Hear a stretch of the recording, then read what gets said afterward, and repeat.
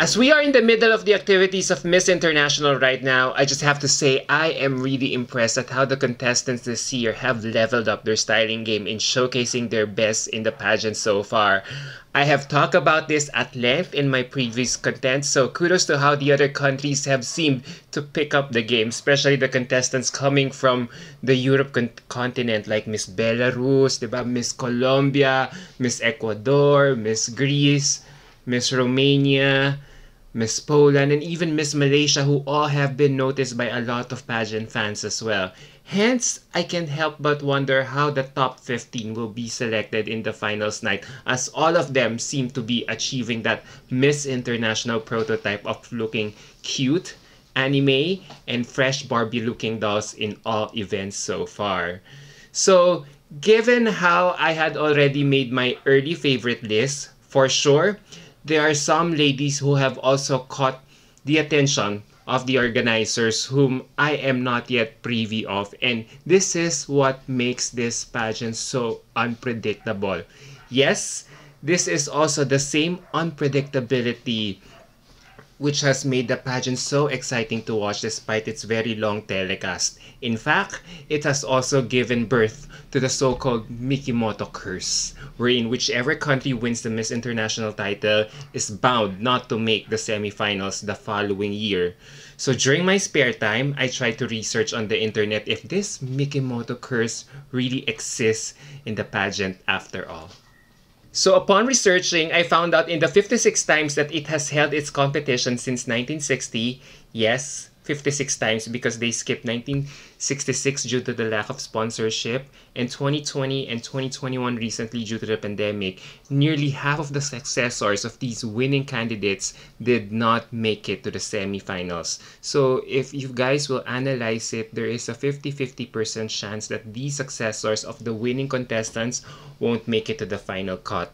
As to whether it's based on merit or simply the Japanese does not favor a back-to-back win for its annual contest, it really remains to be seen whether this so-called curse observed by fans is really true after all. So why do I say this? Because in the data that I collected from the archives of the internet about this pageant system, the curse seems to be not true after all, as there had been more than 20 times in its 60 years of existence that the successors of these winning contestants entered the semifinals at the very least. In fact, during the 1960s, there were only 3 ladies from the winning country who made the cut. This number, though, is further aggravated by the fact that some of these winning countries were not able to field the candidate the following year that it won the pageant. In the 70s, the number of these ladies coming from the winning countries the previous years quite improved, as there were 6 contestants who were able to defy this so-called curse. One of these 6 contestants is our very own Evelyn Santos Camus, who placed second runner-up to New Zealand's Jane Hansen in 1970 after her predecessor Aurora P1 won our country's second Miss International crown in 1970. So it's not true that the Philippines is really a recipient of this so-called curse, because there was one Filipina who was able to break the curse. And if we observe the trend per decade from the 80s till the early 2000s, the number was quite alarming, as nearly 5 contestants from the winning countries the previous year only made it to the cut. And the number got even lower during the last decade, from year 2010 to year 2020, wherein only 3 ladies from these winning countries made it to the cut the following year, in those 9 years that the pageant had an edition. And I think this is where pageant fans were able to come up with this so-called Mikimoto curse, because the ladies who competed from the winning countries from 2012 to 2016 did not make it to the semifinals the following year. And in those 5 years, 2 of them were Filipinas. Bianca Quitotti failed to make the first cut after her predecessor, Bea Rose Santiago, won our country's 5th Miss International crown in 2013.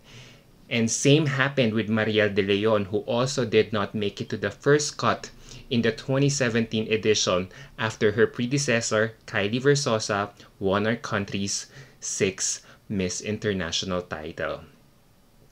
However, thanks to Indonesia and Venezuela, I feel the curse has been broken right after 2017.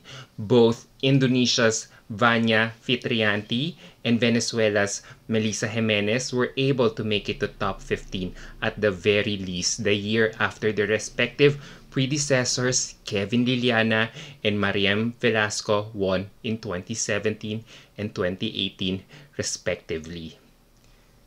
So if you ask me if this so-called Mikimoto curse really exists in Miss International, I think it's not really real and only made up by fans. There were just a certain number, because if you will analyze it, there were just a certain number of years that some of these winning countries failed to make it to the first cut. Never been more realized from 2012 to 2016. As I had said earlier. However, if you will check the entire results of Miss International in its almost 60 years of existence, it's not really the case after all, as there had been more than 20 contestants who still made it to the first cut. So that's almost 25% in terms of probability.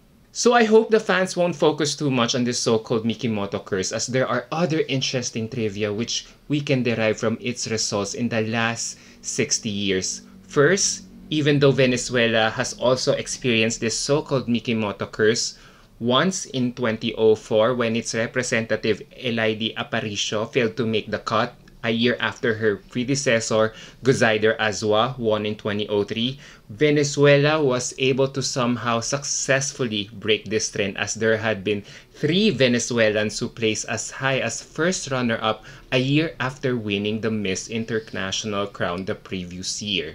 This happened in 1998 when Daniela Cosan placed second after Consuelo Adler won the previous year for Venezuela. And 3 years after, this happened again in 2001 when Aura Zambrano placed first runner-up after her predecessor Vivian Urdaneta won her country's 3rd Miss International crown.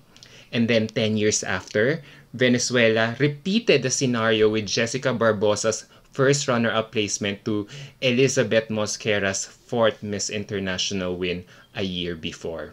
While Miss International has not had a back-to-back win record in its history, it can still boast that it has also had its fair share of sandwich victories in its history.